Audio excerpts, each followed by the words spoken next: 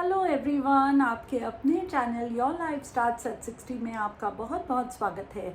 मेरा नाम मीनल है। मैं एक ई लर्निंग प्लेटफॉर्म की को ओनर हूँ और लाइफ के इस पड़ाव में मैं आपकी साथी बन के आई हूँ। चलिए आज बात करते हैं अकेलेपन की। अकेलेपन और एकांत के बीच का फ़र्क समझते हैं।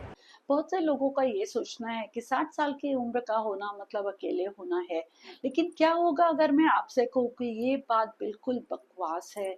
बहुत से लोग मुझसे पूछते हैं कि 64 इयर्स में अकेले रह के तुम्हें अकेलापन महसूस नहीं होता। मुझे उनकी बात पे हंसी आती है और उनकी सोच पे कभी कभी दया भी आती है। इतना मैंने खुद से और दूसरों से जुड़ा हुआ पहले कभी नहीं पाया था। अकेलापन एक इमोशन है और ये इमोशन हम अपने लिए चुनते हैं।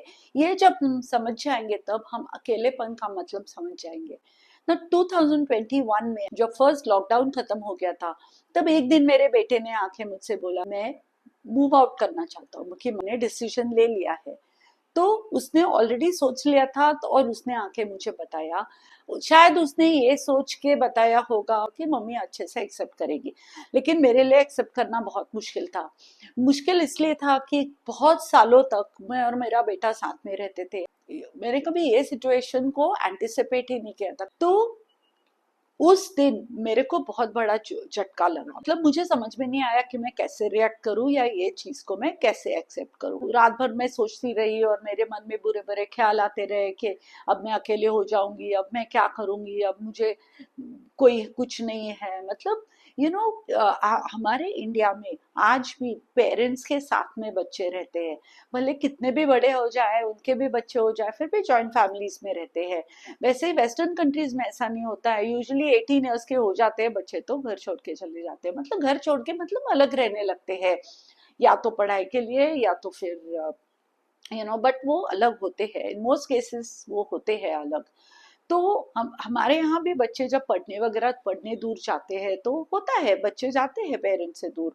लेकिन मैंने ये चीज एक्सेप्ट नहीं करी थी, और क्योंकि मैं अकेले थी और वो अकेला था, मतलब हम दोनों साथ में थे, तो मुझे बहुत आदत हो गई थी उसकी पास हमेशा सामने। वो अपना काम करता रहता था, मैं अपना करती रहती थी, लेकिन मतलब घर में कोई है, प्रेजेंस है, ऐसे। तो फिर नेक्स्ट डे भी थोड़ा सा मुझे बहुत बुरा लगा। फिर जब मैंने सोचा कि मतलब क्या है ये, मैं क्या कर रही हूँ, मैं क्या सोच रही हूँ, जबकि उसने मुझे समझाया, वो 4 किलोमीटर के डिस्टेंस पे रहता है गाइस। तो उसने मुझे समझा के कोई अलग नहीं होने वाला है, कुछ अलग नहीं होने वाला है तुम्हारी लाइफ में। मैं आऊंगा, मैं तुम्हारे साथ हमेशा, मतलब हम लोग हमेशा लंचेस डिनर साथ करेंगे, हम साथ में रहेंगे, बट मैं अलग घर लेना चाहता हूँ।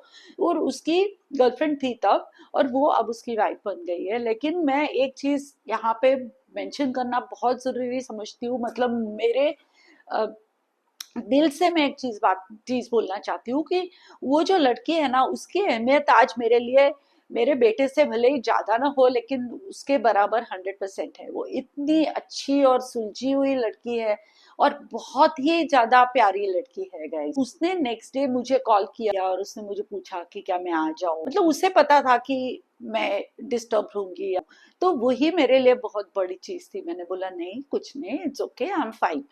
तो आज वो मेरे मतलब ऐसा रिश्ता है, मैं उस रिश्ते को कभी नाम नहीं देती हूँ। मैं हमेशा उसको बोलती हूँ कि ना तू मेरी बेटी है, ना तू मेरे बेटी जैसी है, लेकिन तेरा और मेरा जो रिश्ता है वो एक दुनिया से अलग रिश्ता है। इतने हम दोनों क्लोज है, और मैं इसके लिए भगवान का हमेशा शुक्रिया मानती हूँ कि I have this wonderful person in my life. But उस समय ये एक्सेप्ट करना किसी भी माँ के लिए मुश्किल हो जाता है, तो मेरे लिए भी मुश्किल था। वो टिपिकल इंडियन मदर बोलो या जो भी बोलो, वो होता है। तो फिर मैंने नेक्स्ट डे सोचा कि क्या मुझे ऐसे जीना है, या मुझे अपने लिए कुछ करना है, या अपने मतलब अपने बारे में सोचना है, या क्या करना है। और मुझे ना गाइस एक आदत थी, बचपन से एक आदत थी, मतलब किसी से भी मैं बात ना कर सकूं तो फिर मैं शीशे के सामने जाके अपने आप से बात करती थी। अब वो जब मैं मुझे याद है मैं 6-7 साल की थी, तब से बात करती हूँ शीशे में। तब तो छोटा बच्चा क्या बात करता है मुझे वो तो याद नहीं है मैं क्या बात करती थी, बट मुझे इतना याद है कि मैं बात करती थी। तो अभी भी मुझे कुछ कभी लगता है कि मैं अकेले हूँ या मुझे किसी से बात करनी है, एक सेकंड के लिए अभी वो थॉट आया कि मेरे लिए बात करने के लिए कोई नहीं है पास में, लेकिन क्यों नहीं है भाई, उस समय क्यों नहीं, कोई नहीं है मेरे पास, लेकिन ऐसे तो है ना। तो फिर मैं शीशे के सामने जाके अपनी भड़ास निकालती हूँ, अपने आप से बात करती हूँ, अपने आप को स्माइल करती हूँ, अपने आप को पप्पी करती हूँ, और फिर मैं खुश हो जाती हूँ। फिर एक दिन मैं फेसबुक पे या इंस्टाग्राम पे मैंने एक वीडियो देखा, तो उसमें वो जो जिन्होंने वो वीडियो डाला था वो लेडी आज वो मेरे लिए बहुत ही इम्पोर्टेंट है, क्योंकि उन्होंने मेरी जिंदगी पूरी तरह से बदल डाली है गाइस। तो उनका एक कोर्स था ब्रह्म मुहूर्त पे उठ के सर्टेन रिचुअल्स करना। तो उस समय मुझे ब्रह्म मुहूर्त क्या होता है ये भी पता नहीं था, बट मुझे पता था कि लोग सुबह उठते हैं, 4 बजे उठते हैं, 5 बजे उठते हैं। तो मैं सोचती थी इतना जल्दी क्यों उठते हैं, मैं तो हमेशा 8 बजे 8 बजे के पहले तो मैं उठती नहीं थी। तो मैंने वो कोर्स ज्वाइन किया, और अचानक जैसे ही वो कोर्स करने का दिन आया, पता नहीं मेरे अंदर क्या आ गया, मैं उठ गई 4:30 पौने 5 बजे। और 5 बजे से मैंने वो 5 बजे वो शार्प ऑनलाइन आती थी, 5 डेज का कोर्स था। और फिर 5 to 6 वो हमारे साथ बातें करती थी, हमें रिचुअल्स हमें सॉरी हमें एक्सरसाइजेस देती थी, हमें मेडिटेशन करवाती थी। और फिर हमें सबसे पहले उठ के 5 o'clock को ऑनलाइन आके वो म्यूजिक चलाती थी, फिर हम सब मिलके डांस करते थे, और बहुत सारी चीजें ऐसे, मतलब वो। लेकिन उस दिन, मतलब जो फर्स्ट डे वो जब क्लास ज्वाइन किया, पता नहीं क्या एनर्जी थी, वो कलेक्टिव एनर्जी थी या उसकी एनर्जी थी या जो भी था, मेरी लाइफ पूरी तरह से चेंज हो गई। उस दिन मैंने सोचा कि मुझे अपने आप को अब ढूंढना है, मुझे कुछ करना है। और उसके बाद में फिर साइकिल शुरू हो गया, फिर मैंने योगा क्लासेस ज्वाइन किए, और फिर मैंने मतलब बहुत सारे और चीजें अपने आप को ढूंढना शुरू किया। तो ये सब जो अकेलेपन की सोच हमारे अंदर है ना गाइस, ये हमारी सोच नहीं होती है, इस समाज की दी हुई देन होती है। जैसे रूढ़िवादी लोग बोलते हैं अकेला है अब क्या करेगा, कोई नहीं है साथ में, बेचारा, एंड ऑल दैट। फिर मीडिया वालों ने तो अपनी अलग दुनिया बसा रखी है, बोलेंगे खाली घोंसला। खाली घोंसला क्या होता है गाइस? खाली घोंसला मतलब वो बच्चे जब पक्षी के बच्चे जब उड़ जाते हैं, घोंसला खाली हो जाता है, उससे कंपेयर करते हैं। फिर बोलते हैं अकेले रह गया, अब करने के लिए कुछ भी नहीं है, एक फोन कॉल का इंतजार है। हमारे सारे मूवीज, हमारे टीवी शो, सब में ये भरा हुआ दिखाते हैं कि माँ बाप अकेले बैठे हैं और रोते रहते हैं सैड फेसेस लेके, और सोचते हैं कि बेटे के या बेटी का फोन का इंतजार करते रहते हैं। क्यों भाई, अपने कुछ करो। हाफ, मैं तो कहती हूँ ना गाइस, हाफ डे आप अगर गार्डनिंग करो, थोड़ा सा कुछ करो गार्डन में, नेचर में, थोड़ा सा हाफ डे अगर ये काम करोगे, नॉट इवन हाफ डे, 2 से 3 घंटा, तो बाकी का दिन है जो आपका पूरी तरह से इतना खुशी, बिकॉज वो जो एनर्जी मिलती है वो आपको पूरा दिन चलाने के लिए, पूरा दिन खुश रखने के लिए बहुत बहुत काफी है। और अपने लिए कुछ करो। फिर ये हम अपने अंदर धारणा बनाते हैं कि अभी क्या, अभी मेरी कोई सुनता नहीं है, मेरी बातें मायने नहीं रखती है, मैं मुझे अनसुना करते हैं, मुझे देखते भी नहीं है, जब मैं सोशल गैदरिंग्स में जाती हूँ तो मुझे निग्लेक्ट करते हैं, and so on and so fourth.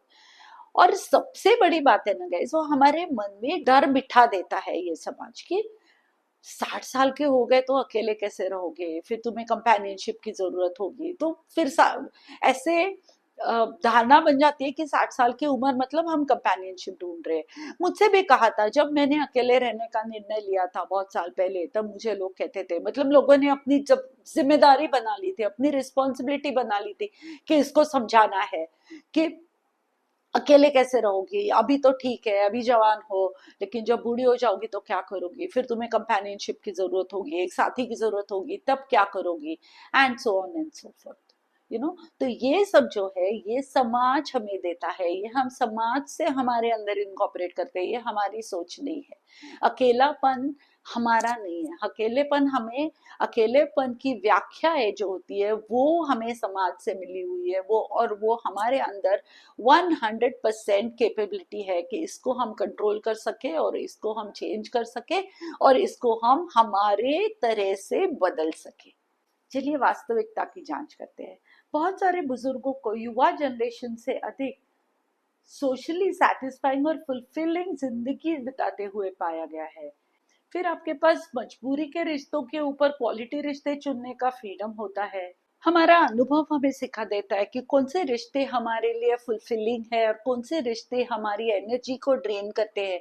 आपने कभी देखा होगा, कभी महसूस किया होगा या अनुभव किया होगा कि आप किसी से मिलते हो और उनके जाते ही आपको सडनली कुछ अजीब सा लगने लगता है, या तो इमोशनली या तो फिजिकली भी कभी कभी आपको लगता है कि थकान हो गई है, या अच्छा नहीं लग रहा है, कुछ अजीब सा लग रहा है, कुछ बेचैनी सी हो रही है।